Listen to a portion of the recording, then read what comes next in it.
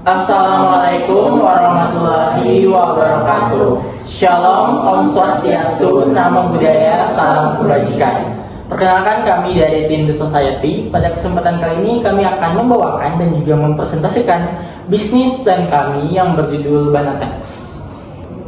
Namun sebelum itu, mari kita berkenalan dengan anggota-anggota yang ada di Tim The Society. Ada saya, Prilian Bundan Pramana, selaku CEO dari Fakultas Ekonomi dan Manajemen IPB University. Lalu teman saya Abdul Majid, selaku CFO dari Fakultas Ekonomi dan Manajemen IPB University. Saya Gatan Sarona Putra, selaku CTO dari Sekolah Bisnis IPB University. Saya Risha Pratiwi, selaku COO dari Fakultas Ekonomi dan Manajemen IPB University. Saya Nadia Wia Putri, selaku CMO dari Sekolah Bisnis IPB University. Kita masuk ke poin pendahuluan. Di sini saya akan menjelaskan terlebih dahulu apa yang menjadi latar belakang kami sehingga kami menciptakan gagasan bisnis Banatex ini. Jadi, perlu diketahui bahwa Indonesia menghasilkan lebih dari 23 juta ton limbah pelepah pisang setiap tahunnya yang berpotensi menjadi ratusan ribu ton serat alami. Sementara industri tekstil membutuhkan bahan baku yang lebih ramah lingkungan di tengah mahalnya dan borosnya produksi katun. Maka dari itu kami menciptakan solusi bisnis bernama Banatex. Jadi Banatex adalah singkatan dari Badan Fiber Textile Innovation, sebuah inisiatif material berkelanjutan yang mengolah limbah pelepah pisang menjadi serat alami berkualitas tinggi untuk kebutuhan industri tekstil dan juga proyek gaya hidup yang ramah lingkungan. Nama ini mempresentasikan dua nilai utama, yaitu banana sebagai sumber daya lokal melimpah yang sering terbuang dan juga textile innovation sebagai simbol dari upaya transformasi menuju industri hijau berbasis inovasi teknologi. Banatex hadir mengolah pelepah pisang menjadi serat alami, hemat air dan juga biaya, sekaligus meningkatkan pendapatan petani dan juga menurunkan emisi. Dengan bahan baku melimpah dan juga permintaan tekstil yang berkelanjutan yang terus tumbuh, Banatex menjadi solusi kuat bagi industri yang modern.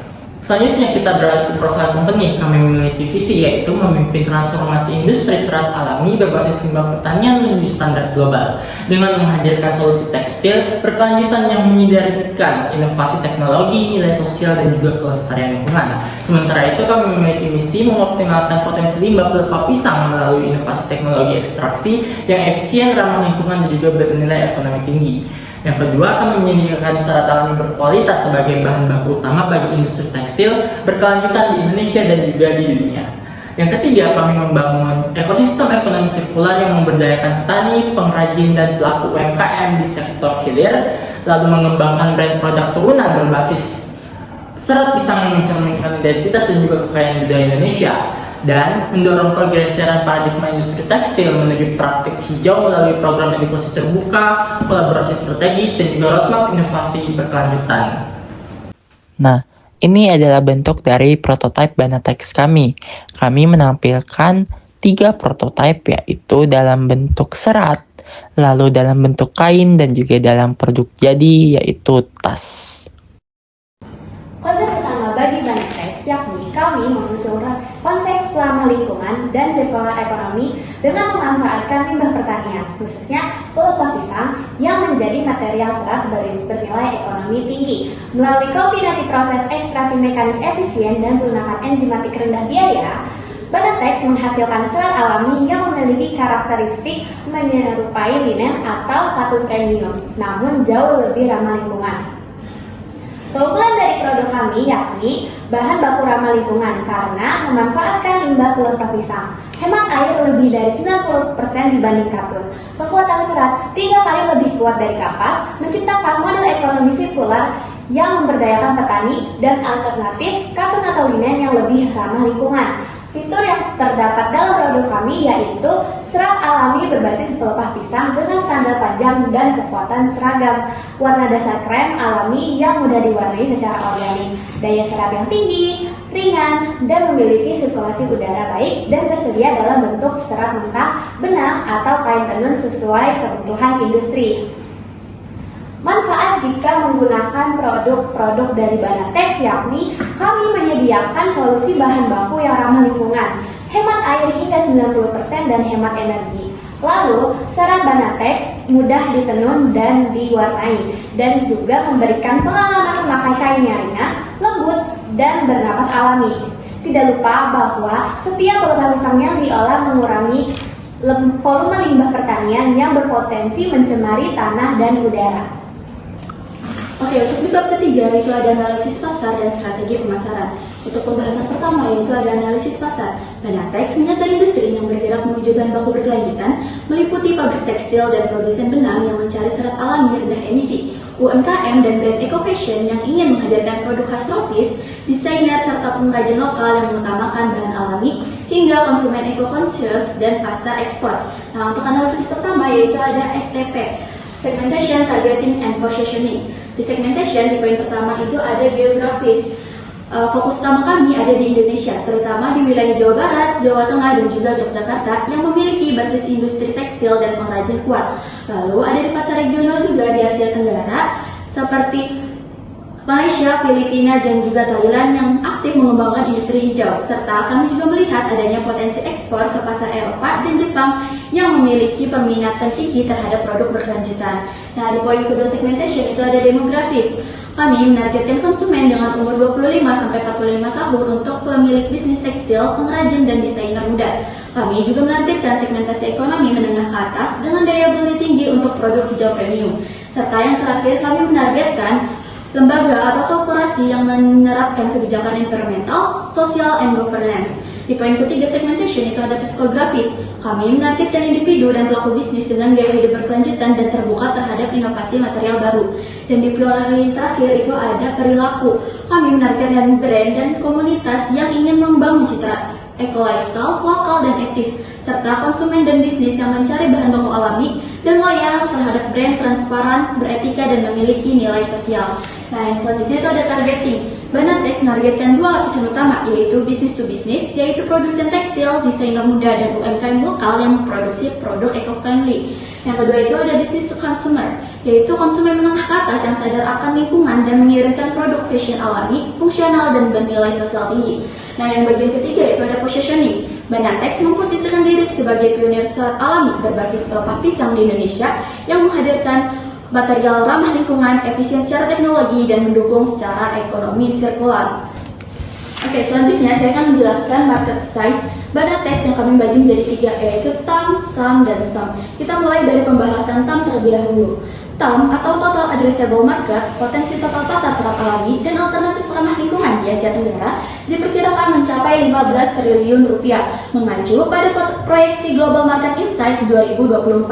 Nah, yang kedua ada SAM atau Serviceable Available Market. Dari total tersebut, pasar potensial yang relevan dengan kapasitas dan produksi Banatex, yakni produsen tekstil, brand fashion berkelanjutan, dan pengrajin lokal Indonesia diperkirakan mencapai 2 triliun rupiah. Dan yang terakhir, SOM atau Serviceable Obtainable Market. Pada tahap awal, Banatex menargetkan pangsa pasar realistis sekitar 200 miliar rupiah, mencakup suplai serat pelepah pisang untuk industri tekstil, domestik, dan sebagian brand eco-fashion. Oke, untuk selanjutnya itu di analisis kompetitor, kami mempunyai pesaing tetapi berasal dari mancanegara, yaitu ada Abaca Fiber yang berasal dari Filipina dan Banana Silk yang berasal dari India. Dan sebenarnya kami belum memiliki kompetitor sejati di pasar domestik. Nah, dari kekurangan kedua kompetitor tersebut, kami menyempurnakannya di Banatex, seperti memanfaatkan limbah pertanian, harga yang lebih kompetitif, teknologi yang lebih efisien, menjalankan ekonomi sirkular, membangun kemitraan dengan petani lokal, dan model bisnis B2B dan B2C. Selanjutnya kita menuju ke analisis SWOT. Analisis SWOT ini menggambarkan posisi strategis perusahaan serat pelepah pisang dalam industri material berkelanjutan dengan mempertimbangkan kekuatan internal, kelemahan internal, serta peluang dan ancaman eksternal yang mempengaruhi arah bisnis. Keempat aspek ini saling berhubungan dan memberikan gambaran lengkap mengenai potensi pertumbuhan sekaligus resiko yang harus dikelola. Yang pertama yaitu ada strength, di mana kekuatan. Perusahaan memiliki fondasi opsional yang sangat kuat berkat ketersediaan bahan baku yang melimpah, mencapai 23 juta ton pelepah pisang per tahun. Hal ini menjadikan pasokan relatif aman dan sulit ditiru oleh kompetitor. Ditambah dengan teknologi ekstraksi efisien yang mampu menghemat air hingga 90% dan menekan biaya produksi 40% lebih rendah. Perusahaan memiliki keunggulan kompetitif signifikan dalam struktur biaya. Kelebihan produk juga terlihat dari sifat fungsional serat yang unggul, yaitu kekuatan tarik yang stabil, daya serap tinggi, dan tekstur ramah kulit yang membuatnya ideal untuk berbagai aplikasi tekstil maupun non-tekstil. Selain itu, model bisnis yang menggabungkan pasar B2B dan B2C memberikan diversifikasi pendapatan sekaligus memperkuat daya tarik perusahaan sebagai brand berkelanjutan, menjadi nilai strategis penting dalam menarik investor maupun partner. Oke, untuk poin selanjutnya kita masuk ke weakness, di mana kelemahannya. Meski memiliki potensi besar, teknologi ekstraksi masih membutuhkan penyempurnaan, terutama untuk memastikan konsistensi yield di berbagai varietas pisang yang memiliki karakteristik berbeda-beda. Tantangan ini adalah skala produksi yang belum optimal karena rantai pasok belum sepenuhnya terstandarisasi, sehingga kapasitas produksi masih terbatas. Di sisi pemasaran, kategori produk berbahan serat pisang masih baru, sehingga brand awareness rendah.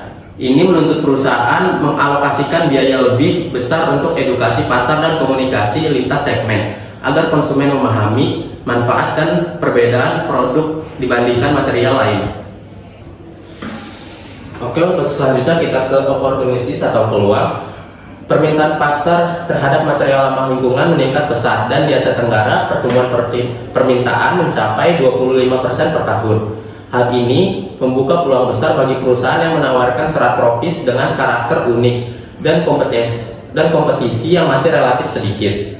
Selain pasar regional, potensi ekspor ke pasar global sangat besar karena banyak negara mulai mencari material alternatif dan biodegradable dan traceable. Dukungan kebijakan pemerintah terhadap circular economy serta peluang kolaborasi dengan perusahaan melalui program CSR dan ESG semakin memperkuat posisi ekspansi perusahaan dalam jangka panjang.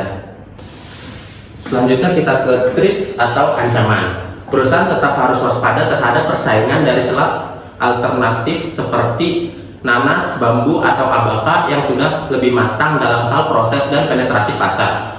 Fluktuasi harga bahan baku dan regulasi lingkungan yang semakin ketat juga dapat menambah tekanan biaya dan risiko operasional. Selain itu, tren industri fashion global bergerak cepat, di mana banyak brand mulai memproduksi material berkelanjutan versi mereka sendiri dan membuat hambatan masuk untuk pemasok baru semakin tinggi. Faktor eksternal seperti cuaca ekstrim akibat perubahan iklim juga dapat mengganggu rantai pasok pertanian yang berdampak langsung pada ketersediaan pelepah pisang. Pada bagian strategi pemasaran, Banatex menggunakan pendekatan yang mengikuti alur AIDA yang dimulai dari awareness hingga tahap advokasi. Tahap pertama adalah awareness, yaitu bagaimana kami memperkenalkan Banatex sebagai serat alami berbahan pelepah pisang yang lebih ramah lingkungan dengan cara membuat kampanye edukatif di Instagram, TikTok, dan LinkedIn tentang manfaat serat pelepah pisang dan isu limbah pertanian, serta berkolaborasi dengan key opinion leader, sustainability, desainer lokal, dan komunitas lingkungan. Lalu masuk ke tahap interest. Ketika calon pelanggan mulai tertarik setelah mengetahui keunggulan seperti efisiensi air, kekuatan serat, dan nilai keberlanjutan, kami mengambil cara, yaitu menyertakan keunggulan serat Banatex eco-friendly dan rendah emisi, lalu membuat webinar edukatif tentang circular economy untuk mahasiswa, UMKM, dan industri, serta landing page yang informatif tentang kualitas serat, spesifikasi teknis, dan sertifikasi lingkungan. Selanjutnya di tahap desire, ketertarikan tersebut berkembang menjadi keinginan mencoba atau menggunakan produk, biasanya karena mereka melihat kecocokan dengan kebutuhan bahan baku atau nilai brand mereka. Kami mengambil langkah, yaitu menampilkan testimoni dari desainer fashion dan pengrajin lokal, lalu menyediakan katalog, sampel serat, dan paket real fiber kit untuk produsen tekstil, serta penawaran fitur seperti custom fiber, softness, eco-friendly lifestyle, limited collection untuk B2C, dan garansi kualitas pada batch serat tertentu. Tahap berikutnya adalah action, yaitu saat pelanggan memutuskan membeli atau menjalin kerjasama dengan kami. Kami mengambil langkah dengan cara melampirkan potongan harga batch pertama untuk pabrik skala kecil dan UMKM, lalu formulir pemesanan B2B yang mudah diakses melalui website, serta sistem subscription atau kontrak pasokan bulanan untuk industri tekstil. Dan setelah mereka merasakan manfaatnya, kami mendorong tahap advokasi, di mana pelanggan yang puas menjadi pendukung aktif dan merekomendasikan Banatex kepada pelaku industri lain dengan cara melaksanakan program Green Partner Loyalty bagi UMKM yang rutin membeli serat. lalu berkolaborasi desain dengan fashion brand dan mencantumkan label Powered by Banatex, serta memberikan sertifikat Eco Supply Chain Partner untuk industri yang menggunakan Banatex secara berkelanjutan. Untuk strategi harga, Banatex menerapkan konsep value for money. Harga tetap kompetitif tetapi mencerminkan kualitas serat alami dan nilai keberlanjutan. Untuk pabrik tekstil seperti segmen B2B, kami menawarkan harga grosir serta kontrak jangka panjang agar mereka mendapatkan kepastian suplai. Sementara bagi brand kecil dan UMKM hijau, kami menyediakan paket fleksibel berbasis volume supaya mereka dapat menyesuaikan biaya dengan kapasitas produksi masing-masing. Pada strategi distribusi, Banatex menggabungkan jalur langsung dan jalur digital. Penjualan langsung kami arahkan ke pabrik tekstil dan produsen kain, terutama yang membutuhkan pasokan rutin. Sementara itu, jalur digital dilakukan melalui marketplace hijau. Kami juga aktif mengikuti pameran industri seperti Trade Expo Indonesia, GFW dan Eco Innovation untuk memperluas jangkauan pasar dan membuka pulau kolaborasi baru. Pada strategi promosi, kami menjalankan kampanye utama bernama From Waste to Wear. Kampanye ini fokus membangun kesadaran bahwa limbah pelepah pisang dapat menjadi bahan baku bernilai tinggi. Promosi dilakukan melalui media sosial dan berkolaborasi dengan influencer yang fokus pada gaya hidup keberlanjutan.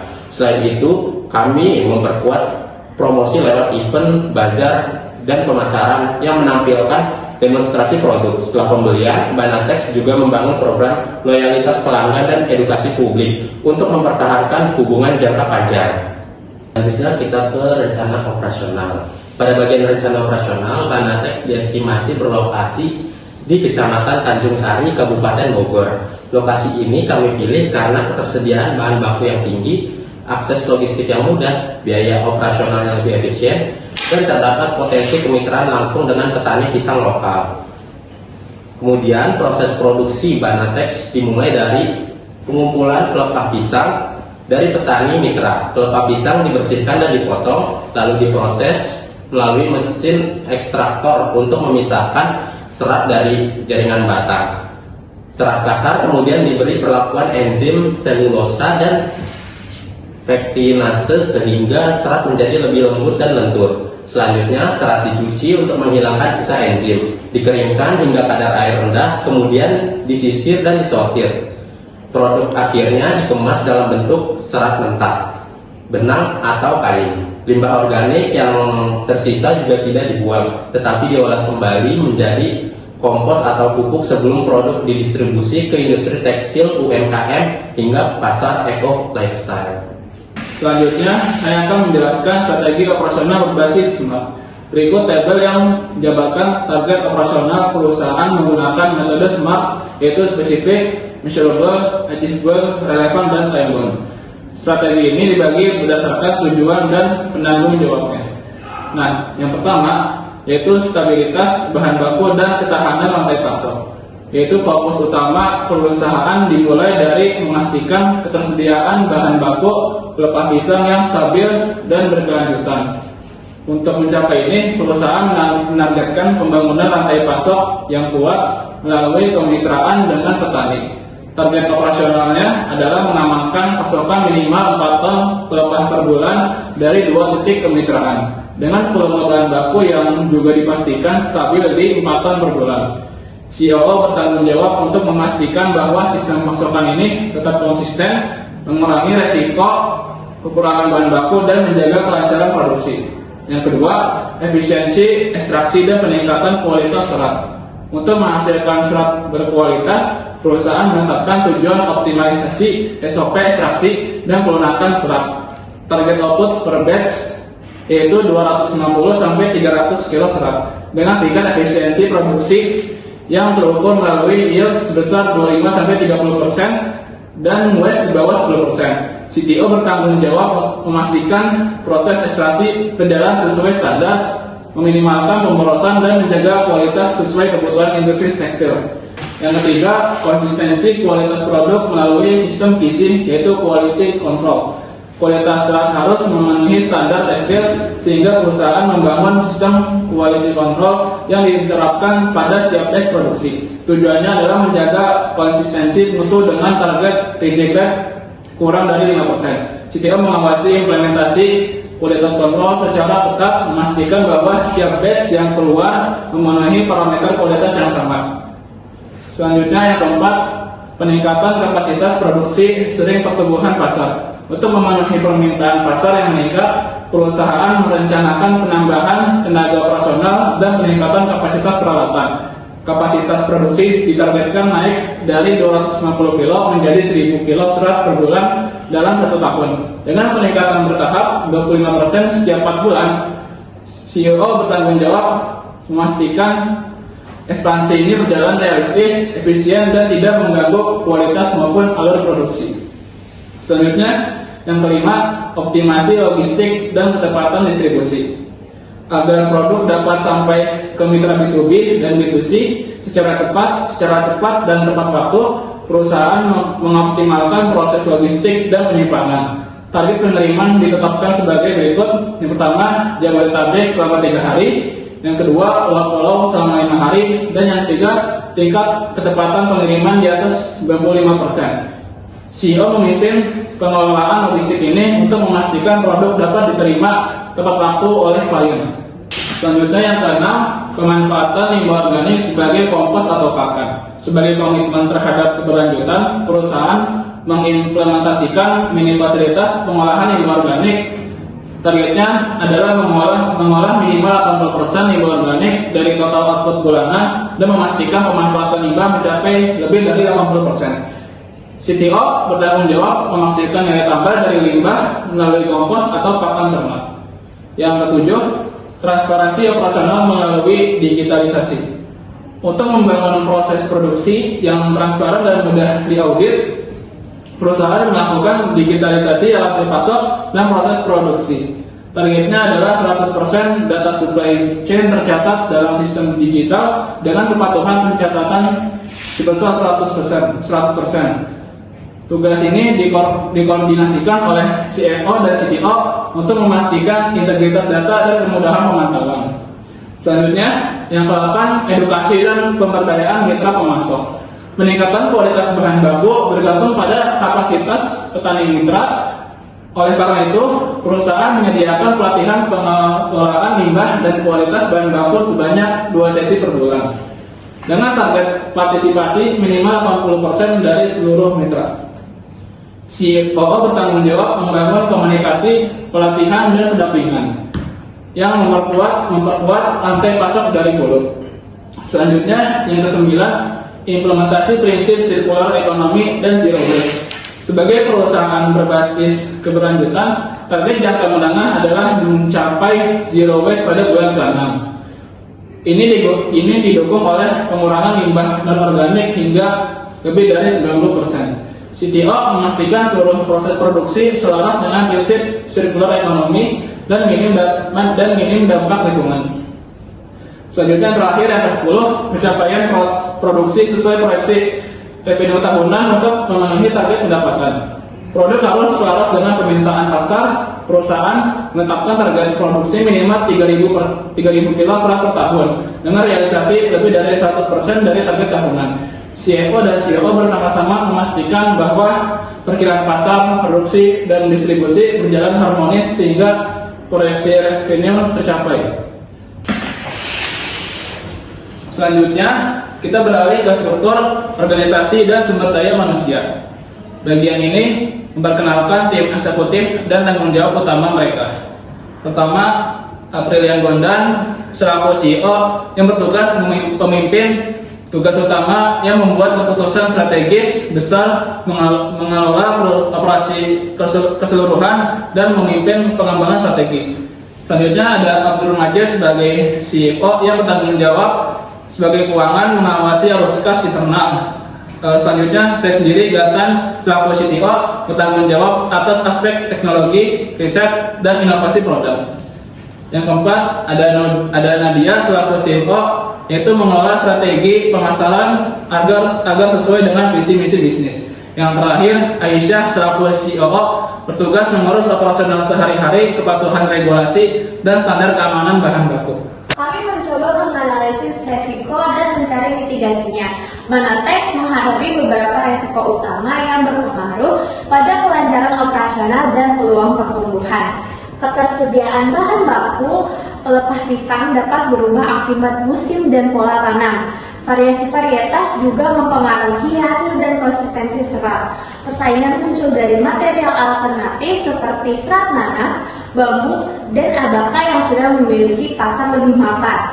Tingkat adopsi pasar pun menjadi tantangan karena serat pelepah pisang adalah kategori baru yang masih membutuhkan edukasi dan pembuktian kualitas di mata pelaku industri. Mitigasi risiko dilakukan secara terarah dan terukur. Dalam 3 bulan pertama, Banatex menargetkan kemitraan dengan minimal 10 petani di 2 wilayah. Langkah ini menurunkan ketergantungan wilayah tunggal dari 80% menjadi 50% dalam setahun. Konsistensi kualitas dijaga melalui SOP produksi dan kalibrasi mesin dengan target stabilitas 95% pada batch produksi ke-6. Persaingan diatasi melalui diferensiasi berbasis efisiensi teknologi dan biaya produksi yang lebih kompetitif. Banatex juga mempercepat edukasi pasar lewat workshop bersama komunitas fashion dan kolaborasi co-branding dengan brand lokal untuk meningkatkan pemahaman dan penerimaan industri. Selanjutnya di proyek keuangan, kami memulainya dengan menghitung capital expenditure dan juga operational expenditure. Nah, kami menghitung dalam 3 periode, yaitu di tahun pertama yaitu tahun 2026, dan juga tahun kedua 2027, dan juga di tahun ketiga tahun 2028. Kami mulai dari capital expenditure. Nah, poin pertama di capital expenditure adalah mesin dan juga teknologi produksi. Di tahun pertama, kami mengestimasikan mengeluarkan 128 juta, di tahun kedua 60 juta, dan di tahun ketiga 45 juta. Lalu di poin kedua ada pengembangan teknologi dan juga paten. Kami mengestimasi mengeluarkan dana sekitar 17 juta di tahun pertama, di tahun kedua ada 12 juta, dan di tahun ketiga ada 10 juta. Lalu poin ketiga adalah laboratorium mini dan juga pengujian. Kami mengestimasikan mengeluarkan di tahun pertama adalah 12 juta, tahun kedua adalah 8 juta, dan di tahun ketiga ada 6 juta. Nah, di poin keempat ada pengeluaran dari sertifikasi jual lisensi. Di tahun pertama kami mengestimasi mengeluarkan dana sebesar 10 juta, lalu di tahun kedua kami mengeluarkan 7 juta, dan di tahun 2028 kami mengeluarkan 5 juta. Dan di poin terakhir yaitu sistem digital dan juga website. Nah, kami mengestimasi mengeluarkan dana sebesar 7.500.000 di tahun pertama, lalu di tahun kedua kami mengeluarkan dana sebesar 6 juta, dan juga di tahun ketiga kami mengeluarkan dana sebesar 5 juta.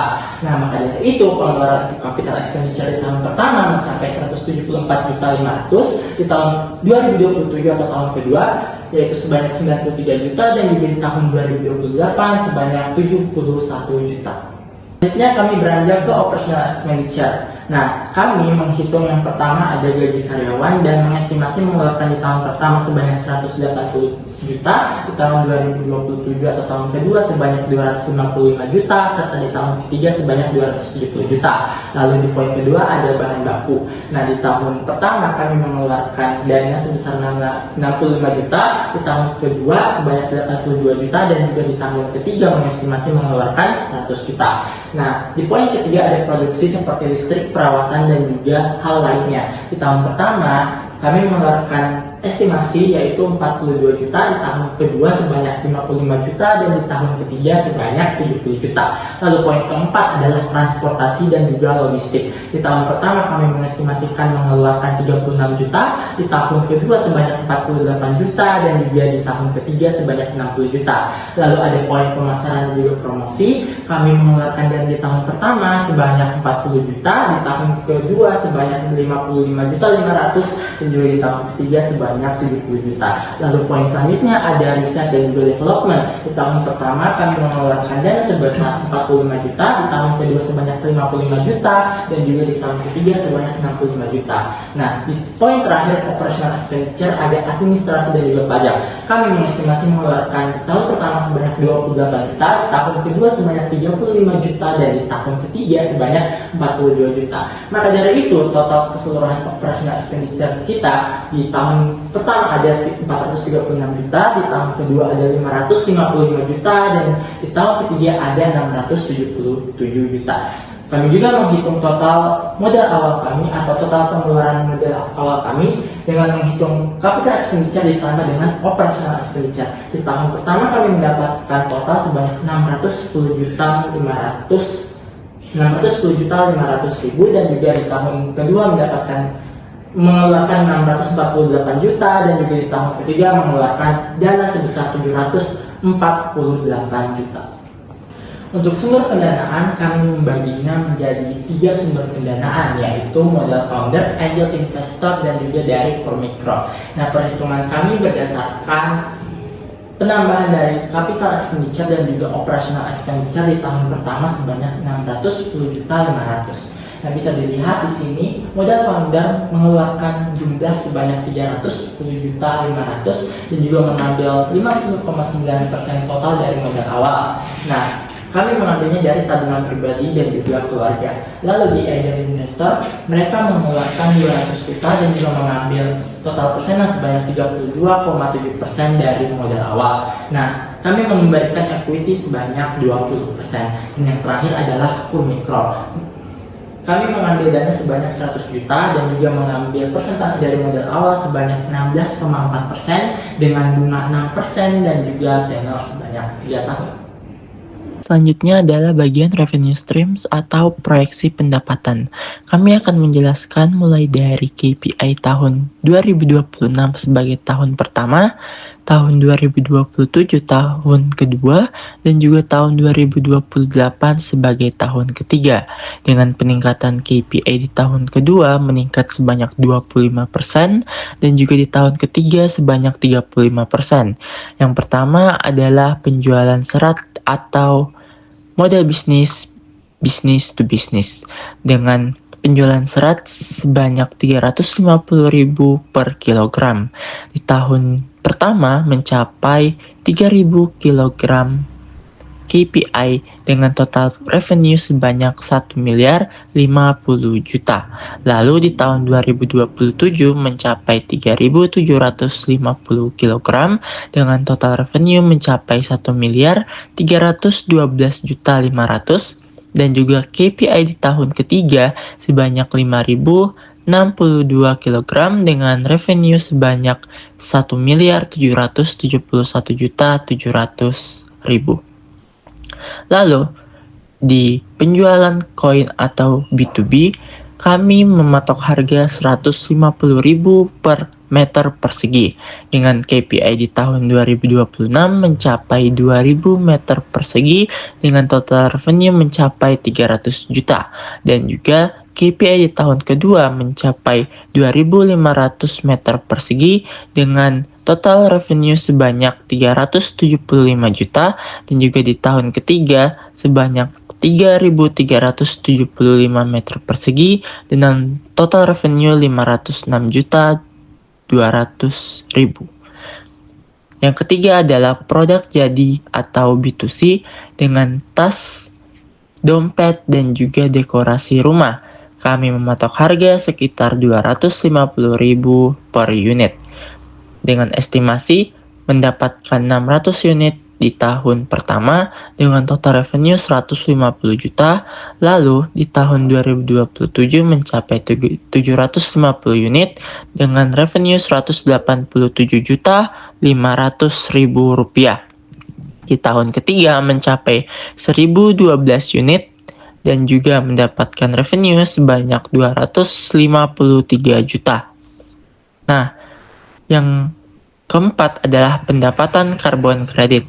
Kami mematok harga sebanyak 540.000 per ton dengan pendapatan KPI di tahun pertama mencapai 1 ton, di tahun kedua mencapai 1,25 ton, dan juga di tahun ketiga sebanyak 1,69 ton.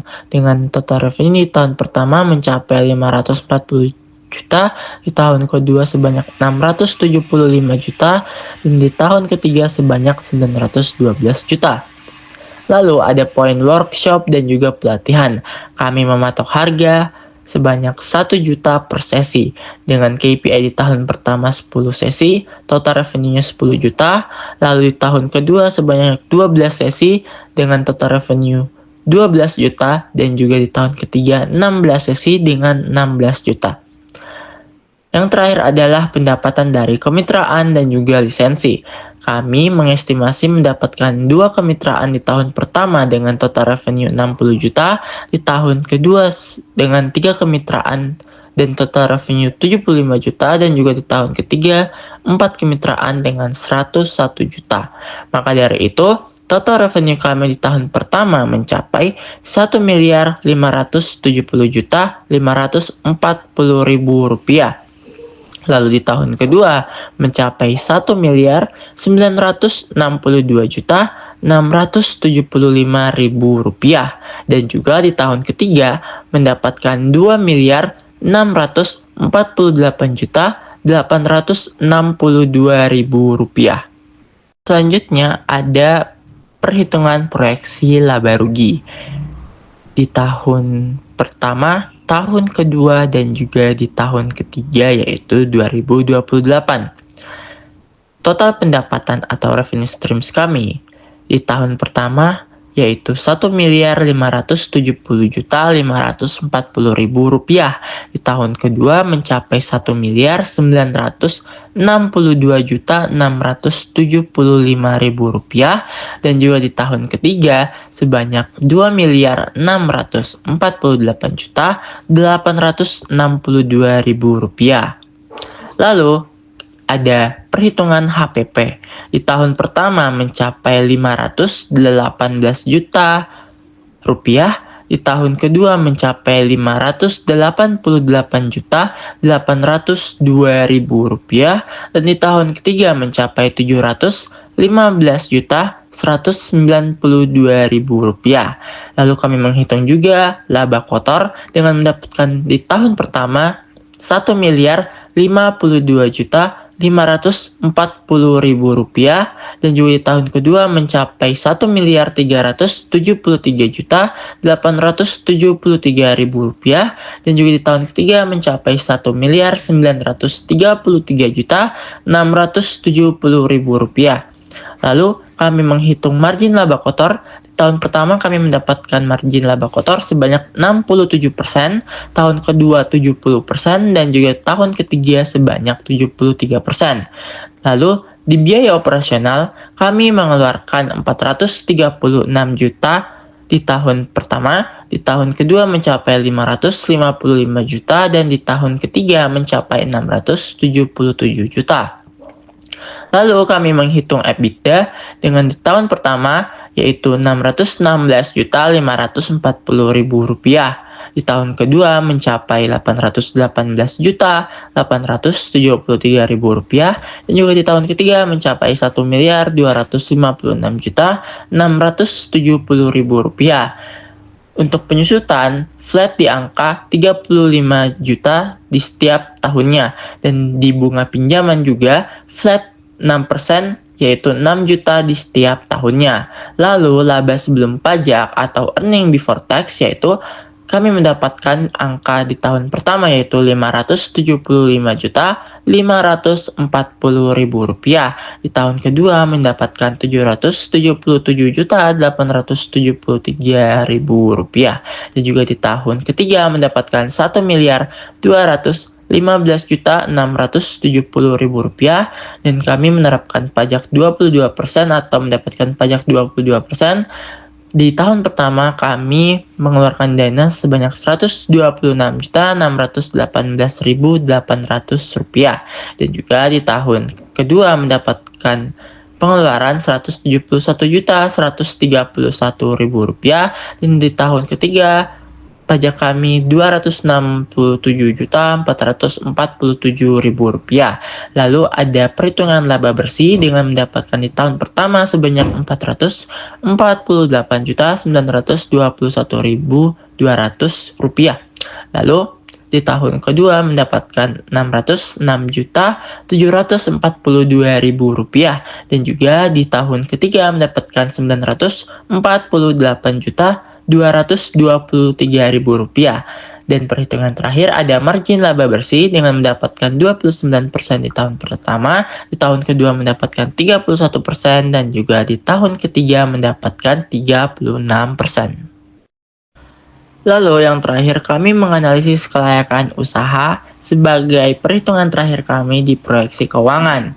Yang pertama ada indikator ROI atau Return on Investment dengan rumus perhitungan yaitu laba bersih dibagi total investasi dikali 100% dengan hasil mendapatkan 257% dengan interpretasi yaitu usaha menghasilkan laba jauh di atas nilai investasi awal yang menunjukkan bahwa profitabilitas kami sangat tinggi. Lalu di poin kedua ada ROA atau Return on Asset dengan rumus yaitu laba bersih dibagi total aset dikali 100% dengan mendapatkan hasil 257% yang membuktikan bahwa aset digunakan sangat efisien dan juga menghasilkan pengembalian yang tinggi di atas standar industri. Lalu di poin ketiga ada ROE atau Return on Equity. Nah, di sini kami mendapatkan rumus yaitu laba bersih dibagi ekuitas dikali 100% dengan mendapatkan hasil yaitu 449% dengan interpretasi yaitu ekuitas founder menghasilkan return-nya sangat besar dan juga usaha sangat menguntungkan bagi pemiliknya. Lalu kami menghitung indikator yaitu revenue cost ratio dengan rumus revenue dibagi total biaya dengan mendapatkan hasil 1,64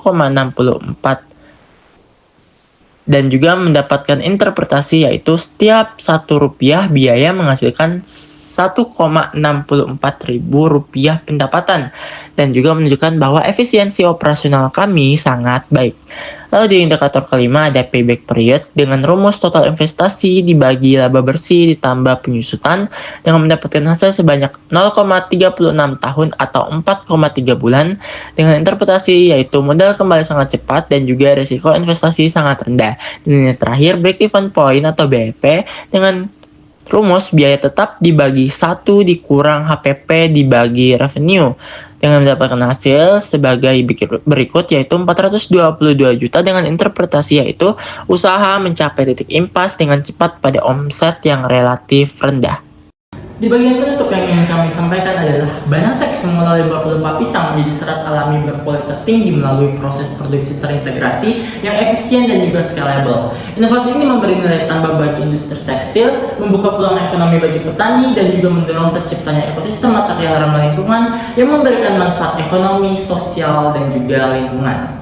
Ini adalah bisnis model kanvas dari Banatex yang berisikan 9 komponen elemen, mulai dari customer segment, value proposition, channel, customer relationship, revenue streams, key resource, key activities, key partnership, dan juga cost structure. Kami memiliki closing statement, yaitu Banatex tidak hanya mengubah limbah menjadi serat, tetapi mengubah secara dunia melihat masa depan material. Di tengah kebutuhan global akan solusi yang lebih hijau, Banatex hadir sebagai jembatan antara inovasi, keberlanjutan, dan juga peluang ekonomi bagi ribuan petani. Dengan teknologi yang efisien, rantai pasok yang inklusif, dan juga komitmen pada circular ekonomi, kami tidak hanya sekedar membangun produk, tetapi juga membangun ekosistem. Banatex adalah bukti bahwa industri masa depan dapat tumbuh tanpa merusak bumi dan juga perjalanan baru dimulai.